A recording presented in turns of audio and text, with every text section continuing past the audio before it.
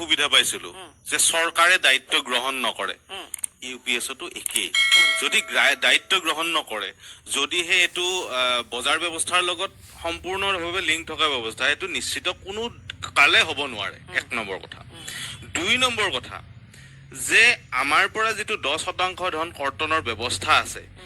এই 10% ধন ঘূৰাই দিয়াৰ কোনো এটা মেকানিজম নাই এটা নিচুকনি দিব 1/10 অফ আমাৰ নিজৰ ওন কন্ট্ৰিবিউট তেনেকুৱা হ'ব বুলি আমি ধাৰণাহে কৰিছো হেতু সঁচা হয় নে নহয় সময়ত ক'ব আৰু 3 নম্বৰ কথা যে দৰমহা সংশোধনীৰ যোগেদি যিটো আমাৰ পেনশন আৰু স্যালাৰি সংশোধনী হয় এই ব্যৱস্থাটোৰ পৰা আঁতৰ ৰখা হৈছে আন কেইটামানো অসুবিধা আছিলে যোৱা সময়ছোৱাত আমি মাননীয় মুখ্যমন্ত্ৰী মহোদয়ৰ আলোচনা কৰাৰ পিছত কেইটামান বস্তু এড্ৰেছ হৈছে সেই কাৰণে বহুত আমি আশাবাদী যে আমি কোৱা কথাটো হয়তো ইমান দিনে আমি বুজাব পৰা নাছিলো কাৰণে অসম চৰকাৰে হেতু ইমপ্লিমেন্ট কৰিব পৰা নাছিলে ইউপিএছ ঘোষণা কৰাৰ পিছতো যে আমি আকৌ আন্দোলনটো কৰিব ওলাইছো একমাত্ৰ এটোৱে কাৰণ যে আমি কোৱা কথাখিনি মাননীয় মুখ্যমন্ত্ৰী মহোদয় আৰু অসম চৰকাৰক আমি যাতে পেছ কৰিব পাৰো ইউপিএছ যেতিয়া হল তাৰ পিছত আলোচনা হোৱা নাই এনপিএছ যেতিয়া হৈ আছিল তেতিয়া আমি আলোচনা কৰিছিলো যেতিয়া এনপিএছ সৰ্বভাৰতীয় পৰ্যায়ত আমি বেছি দিন হোৱা নাই অসমত আজি কেইদিনমান আগতে অক্টোবৰৰ আপোনাৰ 6 তাৰিখে আপোনাৰ এনাউন্স হৈছে ইয়াতে এপ্ৰিলৰ 1 তাৰিখৰ পৰা কাৰ্যকৰী হোৱাকে 1 তাৰিখৰ হয়তো ইফালো হ'ব ডেটটো তেনেকুৱা ধৰণৰ কিন্তু কেন্দ্ৰীয় চৰকাৰে যোৱা বছৰে এটো ইমপ্লিমেন্ট কৰিছিলে নটিফাই কৰিছে সেই আৰ্হিত আমি মাননীয় মুখ্যমন্ত্ৰী মহোদয় গোটেই ব্ৰেকআপ কৰি বস্তুখিনি দেখুৱাইছো যে এনপিএছ ব্যৱস্থাটো কেনে তাৰ পিছত ইউপিএছ টো আহিলে হিটু কেনেকে আমাক এফেক্ট কৰিব এই কাৰণে যে আমি 20 বছৰ লাগিছিলে এই এনপিএছ ব্যৱস্থাটোৰ বিখক্ৰিয়াটো ভালকে উপলব্ধি কৰাৰ কাৰণে এতিয়া আপুনি যেটো দ্বিতীয় কথাটো সুধিছে হেতু কথা লৈকে যে ৰাজনৈতিক ক্ষেত্ৰখনত আমি কেনেকুৱা আমি আসলতে কৰ্মচাৰী সমাজ প্ৰত্যেকটো প্ৰান্তৰ পৰা প্ৰত্যেকটো কেটেগৰীৰ পৰা আহা আমি ব্যক্তি সেই কাৰণে প্ৰত্যেক অসমৰ প্ৰতিটো স্তৰৰ ব্যক্তিক আমি প্ৰতিনিধিত্ব কৰো কোনবা অত্যন্ত ধনী ব্যক্তিৰো লৰা ছোৱালী বা তেওঁলোকৰ পৰিয়ালৰ মানুহ কৰ্মচাৰী হিচাপে অত্যন্ত দুখীয়া মানুহ কৰ্মচাৰী হিচাপে থাকে সকলো কাষ্ট কেটেগৰী যিমান সাবকাষ্ট আছে সবৰ পৰা প্ৰতিনিধিত্ব কৰো সেই কাৰণে আমি অসমখনৰ এমপ্লয়িজ কিনে গোটেই গণতন্ত্ৰৰ প্ৰতিনিধিত্ব কৰো বুলি আমি ক'ব পাৰো আমি যদিও দেখাত মাত্ৰ 5 লাখ ভোটাৰ বুলি আপুনি কয় নহয় 5 লাখ ভোটাৰ নহয় আমি 1 কোটি ভোটাৰক আমি মানে হেৰি কৰিব পাৰো মানে হয় পৰিয়ালটো আছে মোৰ ঘৰৰ সাৰাউণ্ডিং ফেমিলিজ আছে যিমানখিনি মোৰ ডিপেন্ডেন্ট আছে আৰু আমি প্ৰত্যেকে একোজন আমাক চৰকাৰে বহুত ক্ষেত্ৰত কেতিয়াবা আমাক অলপমান সন্মান হানি কৰে কিছুমান ব্যক্তিয়ে চৰকাৰে নকয় না কিছুমান ব্যক্তিয়ে কৰে যে কৰ্মচাৰী হিচাপে আমি বেনিফিচিয়াৰী টাইপৰ আমি বিহেভ কৰে যিটো ক্ষেত্ৰত আমাৰ গাত লাগে কিন্তু কথাটো হৈছে কৰ্মচাৰী বেনিফিচিয়াৰী নহয় কৰ্মচাৰী সকলৰ যোগ্যতাৰ ভিত্তিত আজি এজন টিচাৰ আছে আজি এজন এমপ্লয়িজ আছে আইএএছ অফিচাৰ আছে এসিএস অফিচাৰ এটা দীঘলীয়া পৰ্যায়ৰ প্ৰস্তুতিৰ পিছত কৰ্মচাৰী হিচাপে আহে বিষয়া হিচাপে আহে শিক্ষক হিচাপে আহে আৰু তেওঁলোকৰ দায়িত্ব আৰু তেওঁলোকৰ টাৰ্গেট মানে এইম অফ লাইফটো হৈছে এই ব্যৱস্থাটোক মই উত্তৰিত কৰা তাৰ পিছত যেতিয়া বেনিফিচিয়াৰী হিচাপত আমাক ট্ৰিট কৰে নহয় আমাৰ গাত লাগে সেই কাৰণে এতিয়া প্ৰথম চৰকাৰী চাকৰি হিচাপে অহাৰ লগে লগে সিভিল সাৰ্ভিস কণ্ডাক্ট ৰুল আৰু আপোনাক মই কওঁ যে সিভিল সাৰ্ভিস কণ্ডাক্ট ৰুলৰ কাৰণে এটা আমাৰ চৰণ ডেকা আৰু বহুত কেইজনৰ চাকৰি যাওঁ অৱস্থা হৈছিলে 83 চনৰ আন্দোলনৰ কৰাৰ কাৰণে দিলীপ চক্ৰৱৰ্তী এটা গুলীবিদ্ধ হৈছিলে গুলী মৃত্যু হৈছিলে দিলীপ চক্ৰৱৰ্তী অসম সচিবালয়ৰ সন্মুখত সেই সময়ত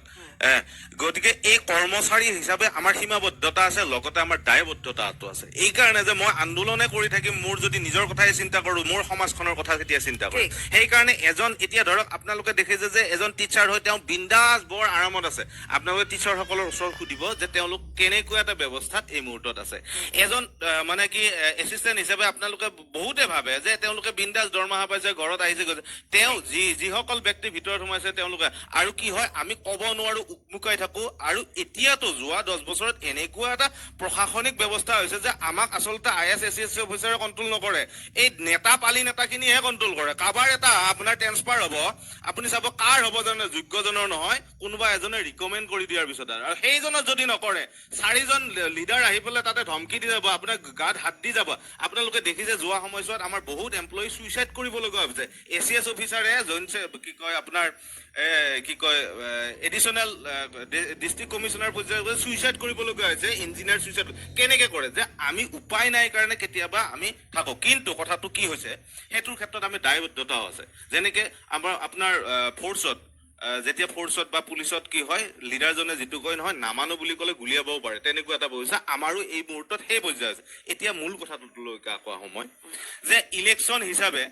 আমি নাগৰিক হিচাপে আমি 5 লাখ 6 লাখ আছো আমাৰ ঘৰৰ পৰিয়াল লগ হৈ আমি 1 কোটি মানুহক প্ৰতিনিধিত্ব কৰো বুলি মই 100% ক'ব পাৰো আৰু এই মুহূৰ্তত এই 3-4 লাখৰ ভোটৰ যদি অংক কৰি তেওঁলোকে ভাবিছে যে আমি বাচি যাম নহয় এইবাৰ কিন্তু খেলা হ'ব যিটো গান এটা আছে নহয় এইবাৰ খেলা হ'ব ইলেকশ্যনত আৰু এই খেলা হ'বতো কেনেকুৱা আপোনাৰ ইতিমধ্যে আমি দিছো যে আমি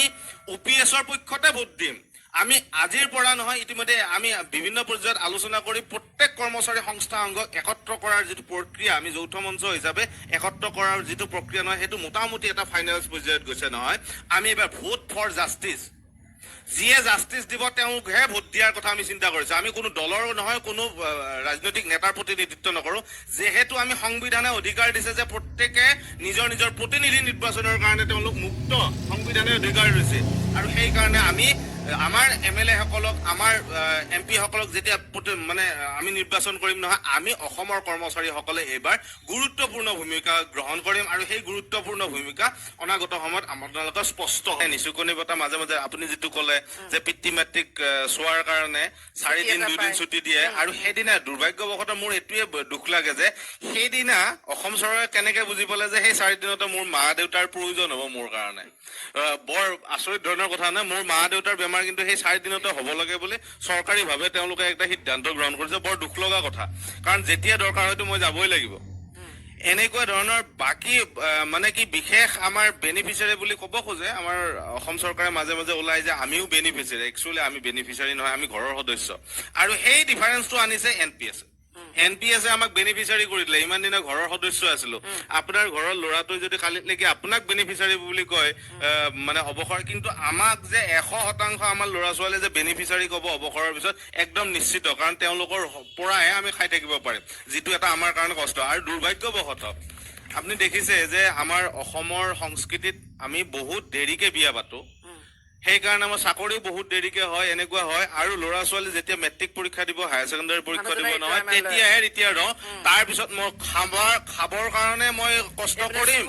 ল'ৰা ছোৱালীৰ কাৰণে কৰিম আৰু বহুত ইতিমধ্যে অৱসৰ পোৱা বেছিভাগে কলেজৰ পৰা ল'ৰা ছোৱালী উলিয়াই আনি ফেক্টৰীত কাম কৰাব দিছে মই আপোনাক সেইবিলাক ভিডিঅ' আমাৰ আছে কেতিয়াবা আপোনালোক শ্বেয়াৰ কৰিম সেই অৱস্থা এটালৈকে লৈ গৈছে যিটো অৱস্থাই এনেকুৱা এটা